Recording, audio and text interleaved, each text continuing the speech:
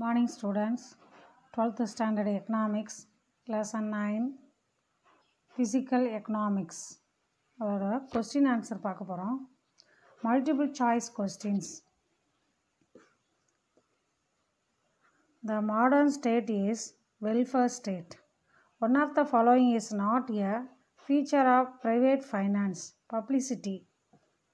The tax possesses the following characteristics.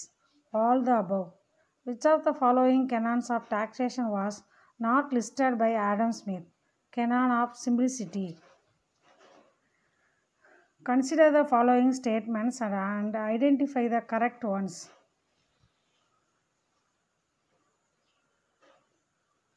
B option. Second only correct. GST is equivalence of sales tax. The direct tax has the following merits except convenient. Which of the following is a direct tax? Income tax. Which of the following is not a tax under union list? Agricultural income tax.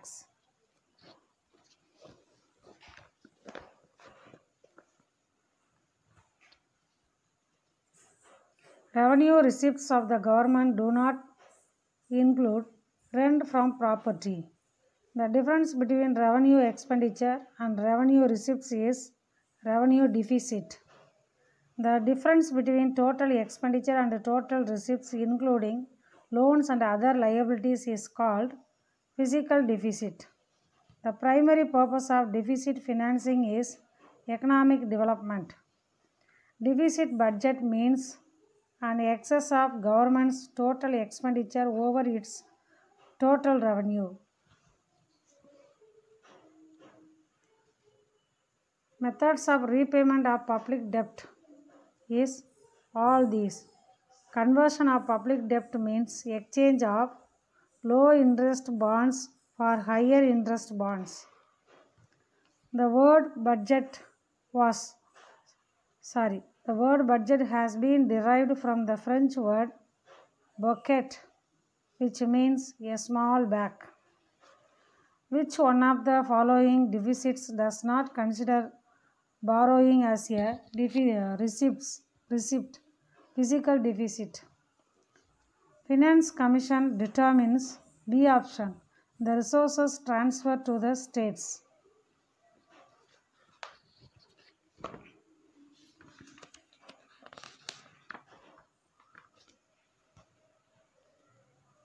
Consider the following statements and identify the right ones.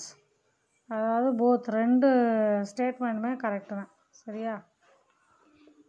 Next define public finance, page number 177.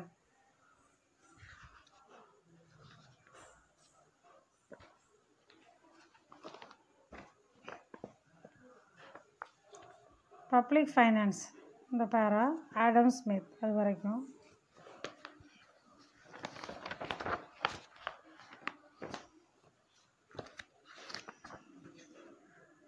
Second, what is public revenue? Page number 127. 22.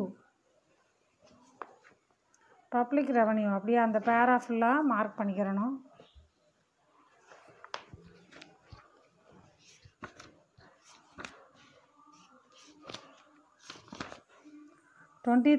Differentiate tax and fee.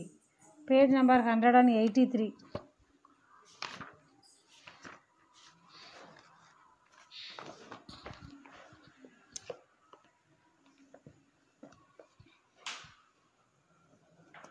டேக்ஸுக்கு tax எஸ்சியா இதிலேருந்து 23க்கு government வரைக்கும். அப்புறம் ஃபீஸுக்கு வந்து ஃபீஸில் fees R அதுலேருந்து அந்த பேராவில் 4th line there is no compulsion involved in case of fees. இதுதான் 23க்குரிய answer.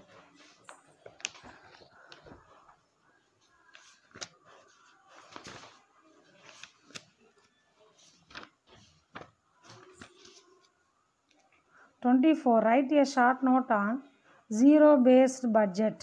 Page number 194.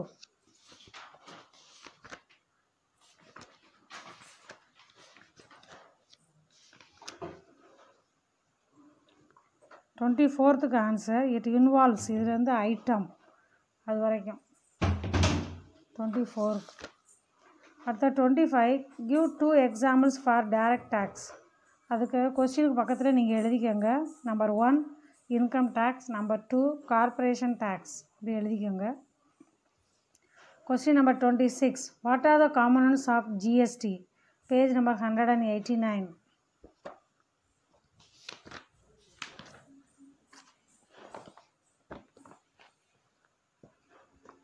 Components of GST 26க்கு இந்த பேராவிலேருந்து இந்த பேராவில் எக்ஸாம்பிள்லாம் தேவையில்லை.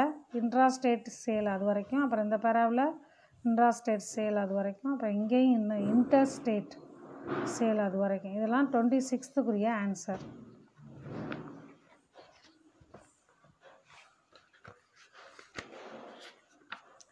டுவெண்ட்டி-7 what do you mean by public டெப்ட், page number 190. the state has to அதுலேருந்து கண்ட்ரி வரைக்கும், அவுட் சைடு த கண்ட்ரி அது வரைக்கும். அப்புறம் எல்லோரும் உங்கள் புக்கில் பார்த்துக்கோங்க. உங்கள் புக்கில் எப்படி இருக்குன்னு எனக்கு தெரியல. என் புக்கில் வந்து 28 3 மார்க் கொஸ்டின் போட்டிருக்கு. அதனால் நான் அதை விட்டுட்டேன். 29 மார்க் பண்ணியிருக்கேன். நீங்கள் கொஸ்டினை ரீட் பண்ணி அதுக்கு தகுந்தாற் போல் நீங்கள் மார்க் பண்ணிக்கிறணும். Describe canons of taxation, page number 184 85.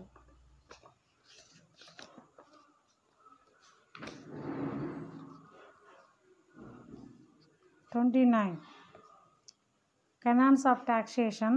அதுக்கு வந்து கெனான் ஆஃப் எபிலிட்டி அதில் அந்த பேராவில் ஃபஸ்ட் லைன்லேருந்து தேர்ட் லைன் முடிய, அப்புறம் கெனான் ஆஃப் சர்டனிட்டி அதில் ஃபஸ்ட் லைன்லேருந்து இந்த சைடு ஃபஸ்ட் லைன் முடிய, அடுத்தது கெனான் ஆஃப் கன்வீனியன்ஸ் அதுக்கும் ஃபஸ்ட் லைன்லேருந்து தேர்ட் லைன் முடிய, கெனான் ஆஃப் எக்கானமி அதுக்கு ஃபஸ்ட் லைன்லேருந்து ஃபோர்த் லைன் முடிய. இதுதான் 29க்குரிய ஆன்சர். 30 question number 30.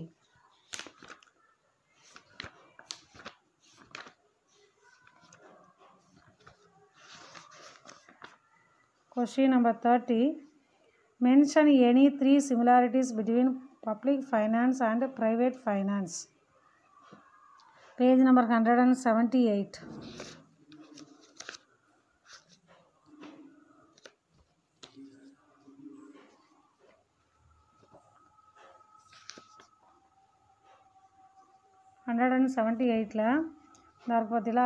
சிமிலாரிட்டிஸ் ரேஷனாலிட்டியில் ஃபஸ்ட்டு பேரா ஃபுல்லாக, லிமிட் டு பாரோயிங் அதில் இந்த பேரா ஃபுல்லாக, அப்புறம் ரிசோர்ஸ் யூட்டிலைசேஷன் அதுக்கும் இந்த பேரா ஃபுல்லாக. இதெல்லாம் 30க்குரிய ஆன்சர். நெக்ஸ்ட்டு வந்து 31 what are the functions of a modern state, page number 179 80.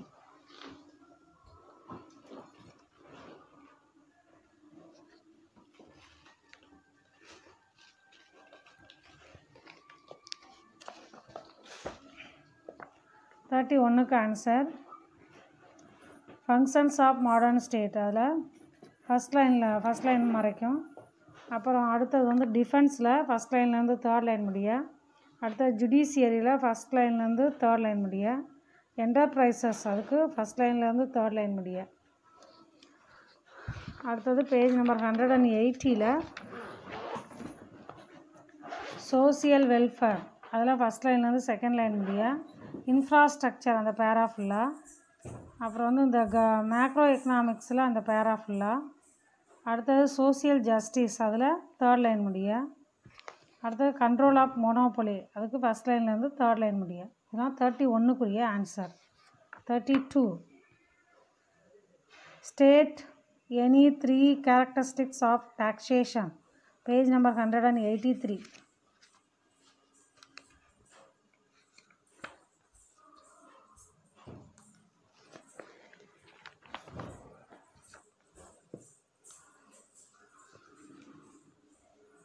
Characteristics of taxation அதுக்கு வந்து 32க்குரிய ஆன்சர்.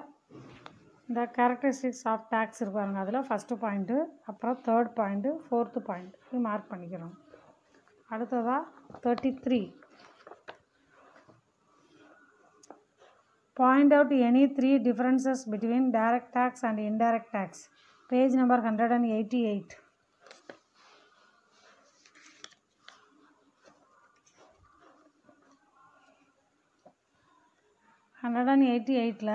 இந்த பாக்ஸ் இருக்கு இல்லையா, அதில் நேச்சர் இருக்கு இல்லையா, அந்த பாயிண்ட் ப்ராக்ரெசிவ் ரெக்ரெசிவ். அடுத்தது எவாஷன், டேக்ஸ் எவாஷன் இஸ் பாசிபிள், அப்புறம் இந்த பாயிண்ட் ஃபுல்லாக. அடுத்ததாக பேர்டன், அதில் cannot be shifted, can be shifted, அந்த பாயிண்ட். இதான் 33க்குரிய answer. 34, what is primary deficit? Page number 197.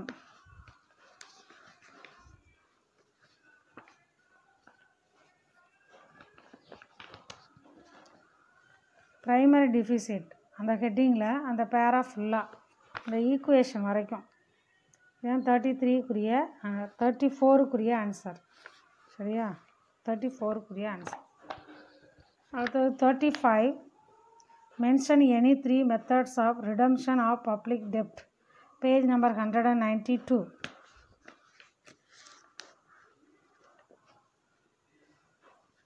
Question number 35.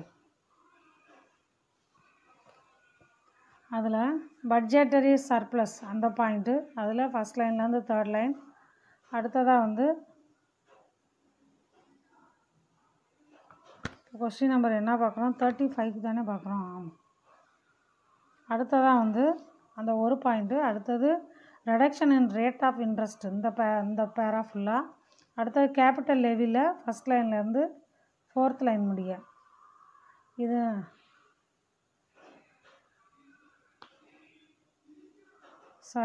இது இல்லை. 35க்கு இந்த 2 பாயிண்ட் மட்டும்தான், இந்த பாயிண்ட்டும் இந்த பாயிண்ட்டும். சரிதானா? Okay.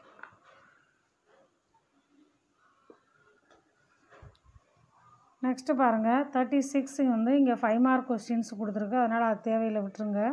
37, explain the scope of public finance. Page number 177.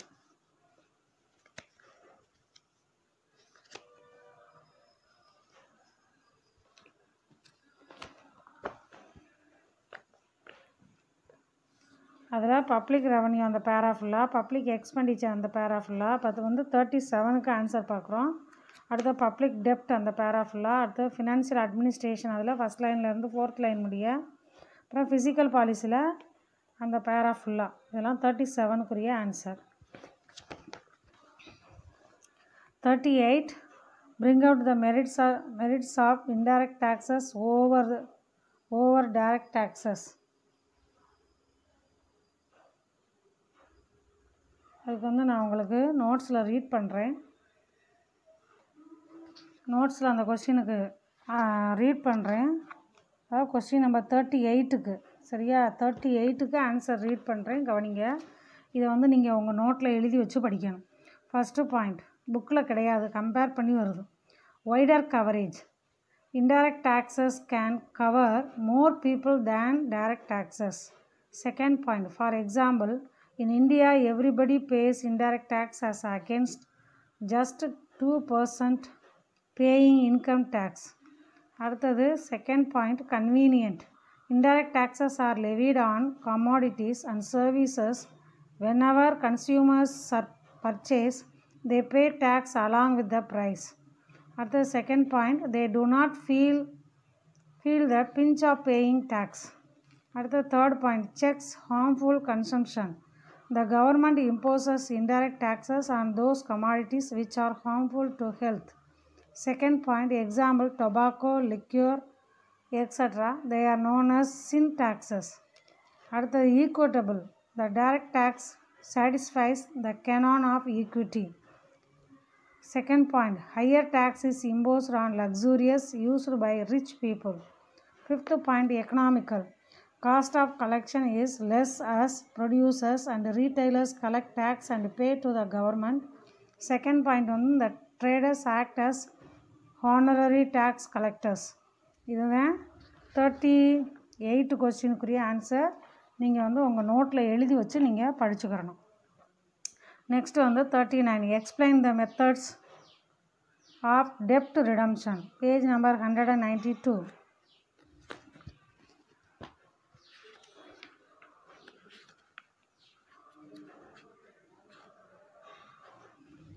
Question number 39. Sinking ஃபண்டில் ஃபஸ்ட் லைன்லேருந்து இந்த ஃபண்டு வரைக்கும், அடுத்தது கன்வர்ஷன் அதில் ஃபஸ்ட் லைன்லேருந்து இந்த சைடு ஃபஸ்ட் லைன் வரைக்கும், அடுத்தது பட்ஜெட்டரி சர்ப்ளஸ் அதில் ஃபஸ்ட் லைன்லேருந்து தேர்ட் லைன் முடிய, அடுத்தது டெர்மினல் அன்யூட்டி அதில் ஃபஸ்ட் லைன்லேருந்து தேர்ட் லைன் முடிய, ரெப்டியேஷன் அதில் தேர்ட் லைன்லேருந்து டிஸ்ட்ராயிங் இட் அது வரைக்கும், அடுத்தது reduction in rate of interest அந்த பேரா ஃபுல்லாக, கேபிட்டல் லெவியில் ஃபஸ்ட் லைன்லேருந்து ஃபோர்த் லைன் முடிய. இது எல்லாமே 39க்குரிய ஆன்சர். நெக்ஸ்ட் வந்து question number 40. State and explain instruments of fiscal policy. Page number 205.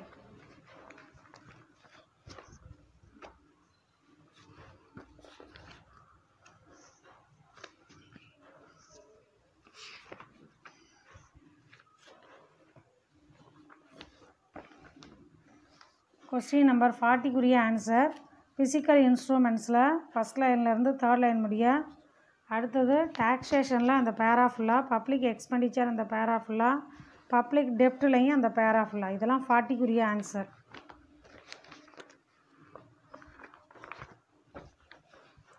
அடுத்தது 41. Explain the principles of federal finance. Page number 200.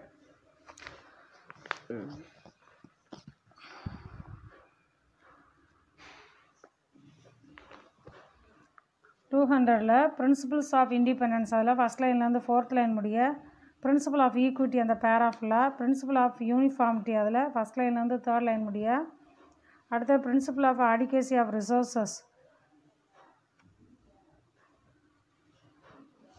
அதில் வந்து இந்த சைடு தேர்ட் லைன் முடிய, அடுத்தது பிரின்சிபல் ஆஃப் ஃபிசிக்கல் அக்கஸ் அதில் ஃபஸ்ட் லைன்லேருந்து ஃபினான்ஷியல் நீட்ஸ் வரைக்கும், principle of integration and coordination அதில் ஃபஸ்ட் லைன்லேருந்து கண்ட்ரி முடிய, பிரின்சிபல் ஆஃப் எஃபிஷியன்சி அதில் ஃபஸ்ட் லைன்லேருந்து செகண்ட் லைன் முடிய, பிரின்சிபல் ஆஃப் அட்மினிஸ்ட்ரேட்டிவ் எக்கானமி அதில் ஃபஸ்ட் லைனில் வந்து அந்த பேரா ஃபுல்லாக, அடுத்தது பிரின்சிபல் ஆஃப் அக்கௌண்டபிலிட்டி அதில் அந்த பேரா ஃபுல்லாக. இதெல்லாம் 41க்குரிய answer. 42. Describe the various types of deficit in budget. Page number 197.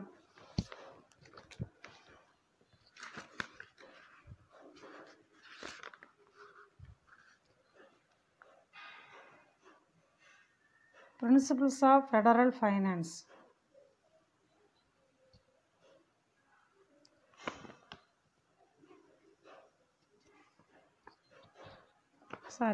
இது various types of deficit in budget. அதுக்கு வந்து பேஜ் நம்பர் 197ல் ரெவன்யூ டிஃபிசிட் அதிலிருந்து அப்படியே அந்த பாயிண்ட் ஃபுல்லாக, அப்புறம் budget deficit, fiscal deficit, primary டிஃபிசிட்டில் இந்த சைடு ஈக்குவேஷன் வரைக்கும். ஓகேவா? நெக்ஸ்ட்டு வந்து question number 43. What are the reasons for the recent growth in public expenditure? Page number 181-82.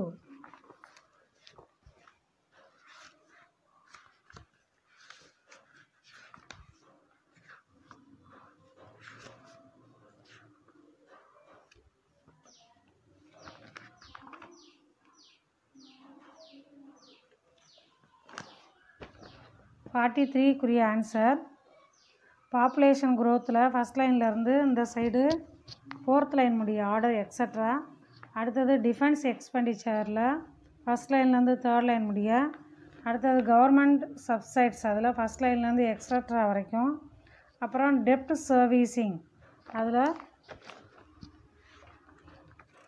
First லைன்லேருந்து சர்வீசிங் வரைக்கும், அடுத்தது டெவலப்மெண்ட் ப்ராஜெக்ட்ஸ் அதில் ஃபஸ்ட் லைன்லேருந்து எக்ஸட்ரா வரைக்கும், அடுத்தது அர்பனைசேஷனில் ஃபஸ்ட் லைன்லேருந்து தேர்ட் லைன் முடிய, இண்டஸ்ட்ரியலைசேஷன் ஃபஸ்ட் லைன்லேருந்து தேர்ட் லைன் முடிய, இதில் increase in grants in aid அதில் வந்து ஃபஸ்ட் லைன்லேருந்து டிசாஸ்டர்ஸ் வரைக்கும். இதோட 43க்குரிய ஆன்சர் முடியுது. ஓகே, இதோட கொஸ்டின் ஆன்சர் முடியுது. நம்ம வந்து 10th லெசனில் அதனுடைய கண்டினியூஷனை பார்ப்போம். Okay, 10th lesson continuation. Externalities and the environment அப்படின்னா என்ன அர்த்தம்னா, புற வினைகளும் புற விளைவுகளும் சுற்றுச்சூழலும். புற விளைவுகளும் சுற்றுச்சூழலும். Introduction. In environmental economics, one of the most important market failures is caused by negative externalities arising from production and consumption of goods and services. அதாவது ப்ரொடக்ஷன் உற்பத்தியிலையோ நுகர்வுலையோ சில நேரத்தில் மார்க்கெட்டில் வந்து நெகட்டிவ், அதாவது எதிர்மறையான புற விளைவு ஏற்பட வாய்ப்பு இருக்கிறது அப்படின்னு சொல்கிறாங்க. சரியா? Externalities are third party effects arising from production and consumption of goods and services for which no appropriate compensation is paid.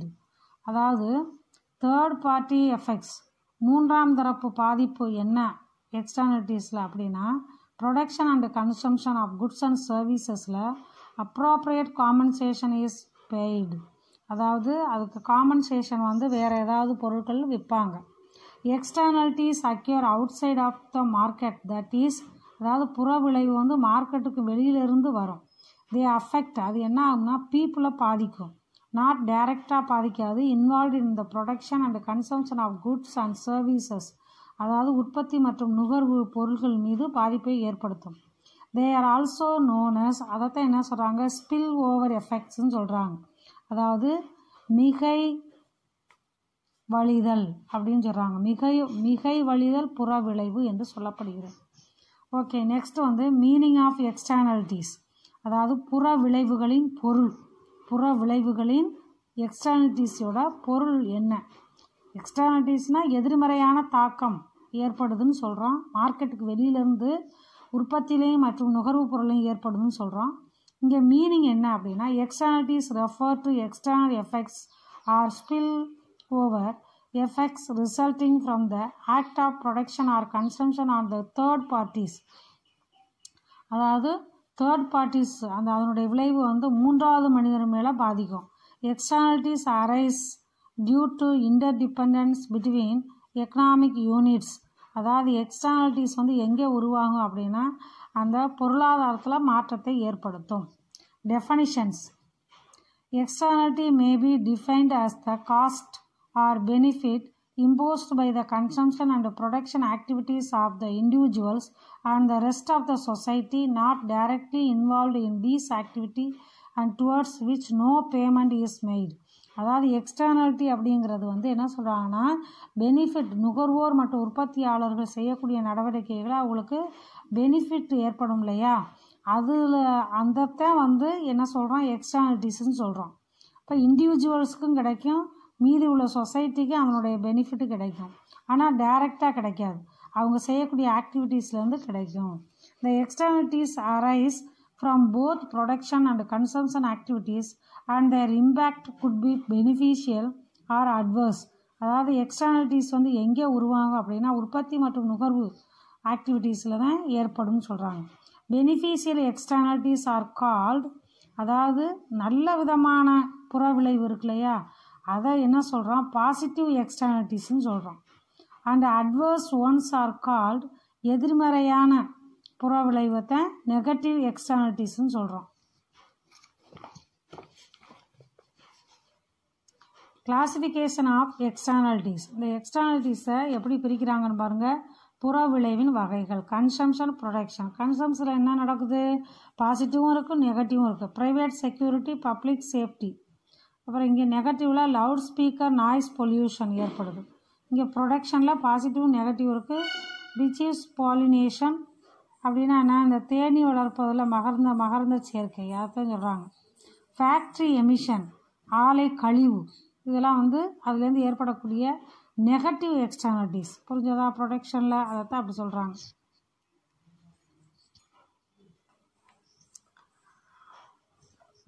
Positive consumption எக்ஸ்டர்னலிட்டி, அதாவது நேர்மறை நுகர்ச்சி புற விளைவு அப்படிங்கிறத பார்க்க போகிறோம். When some residents of a locality hire a private security agency to patrol their area, the other residents of the area also benefit from better security without bearing cost. அதாவது positive consumption எக்ஸ்டர்னலிட்டிங்கிறது அந்த லொக்காலிட்டிக்கு தகுந்தாற் போல் ஏற்படும். அப்புறம் வந்து அவங்க அந்த private எந்த அளவுக்கு பாதுகாப்பாக இருக்கிறாங்களோ, பாதுகாப்பாக பொருளை வாங்குறது விற்கிறதுல இருக்காங்களோ அதை பொறுத்து அவங்களுக்கு நேர்மறையான விளைவு ஏற்படும். நெகட்டிவ் கன்சம்ஷன் எக்ஸ்டர்னலிட்டி அப்படின்னா எதிர்மறை நுகர்ச்சி புற விளைவு. A person smoky cigarette gets May give satisfaction to that person. அதாவது ஒரு ஆள் வந்து சிகரெட் ஸ்மோக் பண்ணும்போது அவருக்கு சாட்டிஸ்ஃபேக்ஷனாக இருக்குது. But this act causes hardship dissatisfaction to the non-smokers who are driven to passive smoking. அதாவது பக்கத்தில் ஸ்மோக் பண்ணாமல் இருப்பாங்களே அவங்களுக்கு டிஸ்சாட்டிஸ்ஃபேக்ஷனாக ஏற்படுது. இதை எதிர்மறையான புற விளைவு அப்படி சொல்கிறோம். பாசிட்டிவ் ப்ரொடக்ஷன் எக்ஸ்டர்னலிட்டி அப்படின்னா நேர்மறை உற்பத்தி புற விளைவு. இந்த ideal location for peaches is orchards first growing fields while bees make honey. அதாவது ஃபஸ்ட்டு வந்து தேனீக்கள் என்ன செய்யும், ஹனியை உருவாக்கும். They also help in the pollination of apple blossoms. இது வந்து நல்ல ஒரு தேனீக்களை உருவாக்குறதுக்கு பயன்படுது. The benefits accrue to both producers honey as well as apple. This is called reciprocal untraded interdependency. இது ரெண்டும் கிட்டத்தட்ட ஒரே மாதிரியாக இருக்கிறது. அதை எடுக்கும்போது கொஞ்சம் கஷ்டமாக இருக்கும். Suppose training is given for the workers in a company. இப்போ அந்த கம்பெனியில் வந்து ஒர்க்கர்ஸ்க்கு ட்ரைனிங் கொடுத்து நல்லா வச்சுருக்காங்க. If those trained workers leave the company to join some other company. அப்படி ட்ரெயின் கொடுத்து வச்சுருக்கிற அந்த ஒர்க்கர்ஸ் என்ன செய்கிறாங்க, திடீர்னு அந்த கம்பெனியை விட்டு வெளியேறி வேறு கம்பெனியில் போய் ஜாயின் பண்ணால் அந்த later company gets the benefit of skilled workers without incurring the cost of training. அதாவது அவங்க வந்து ட்ரைனிங்க்கு செலவு பண்ணாமலே பெனிஃபிட் எல்லாம் அந்த கம்பெனிக்கு கிடைக்கிது. நெகட்டிவ் ப்ரொடக்ஷன் எக்ஸ்டர்னலிட்டி எதிர்மறை உற்பத்தி புற விளைவு. Examples of negative production externality அதுக்குரிய உதாரணங்கள் கொடுத்துருக்காங்க. Negative production externalities include pollution generated by a factory that imposes cost on others. அதாவது நெகட்டிவ் ப்ரொடக்ஷன் அப்படின்னா என்ன அர்த்தம், அவங்க எதுவும் செலவழிக்காமலே அவங்களுக்கு வந்து பெருசாக பாதிப்பு எதிர்மறையான பாதிப்பு கிடைக்கிறது. அடுத்தது, when answering any question on negative externalities, consider whether the external costs are significant and if so, whether they can be measured and valued accurately. அதாவது கணக்கிடும்போது சரியாக கணக்கிட்டால் அதிலேருந்து கிடைக்கக்கூடிய சில நேரத்தில் அதனுடைய விளைவு வந்து நெகட்டிவாக இருக்கும். இப்போ ஃபார் எக்ஸாம்பிள் பாருங்கள், ஏர் பொல்யூஷன் ஃப்ரம் ஃபேக்ட்ரிஸ்லேருந்து ஏர் பொல்யூஷன் ஏற்படுது. பொல்யூஷன் ஃப்ரம் ஃபர்டிலைசர்ஸ் ரசாயன உரங்கள்லேருந்து பொல்யூஷன் ஏற்படுது. நாய்ஸ் பொல்யூஷன் ஏற்படுது. இண்டஸ்ட்ரியல் வேஸ்ட்டு அது பொல்யூஷன் ஏற்படுது. கொலாப்சிங் ஃபிஷ் ஸ்டாக்ஸ் ஃபிஷ்ஷை வந்து அதுலேருந்து என்னது பொல்யூஷன் ஏற்படுது. மீத்தேன் எமிஷன்ஸ் அதுலேருந்து பொல்யூஷன் ஏற்படுது. கொலாப்சிங் ஃபிஷ் ஸ்டாக்ஸ்னால் என்னது, கெட்டுப்போன மீன்கள். அப்புறம் மீத்தேன் வாயு வெளியே வர்றதுனால பொல்யூஷன் ஏற்படுது. இதெல்லாம் வந்து நெகட்டிவ் ப்ரொடக்ஷன் எக்ஸ்டர்னலிட்டி அப்படின்னு சொல்லப்படும்.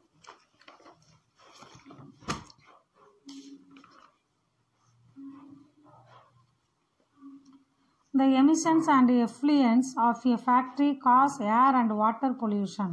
அதாவது இந்த ஏர் அண்ட் வாட்டர் பொல்யூஷனால் ஃபேக்ட்ரிஸ்லேருந்து வரக்கூடிய புகையினால் ஏர் அண்ட் வாட்டர் பொல்யூஷன் ஆகுது. Water becomes contaminated and unfit for drinking. அந்த வாட்டரை வந்து குடிக்க முடியாது. Example, tanneries.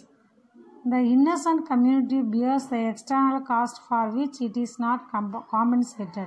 அது இன்னசென்ட் பீப்புள் என்ன செய்கிறாங்க, அதில் வந்து இந்த பொல்யூஷனாக இருக்குது வாட்டர் ஏர் அப்படிங்கிறத தெரியாமல் அதை பயன்படுத்துறதுனால அவங்களுக்கு ப்ராப்ளம் ஏற்படுது.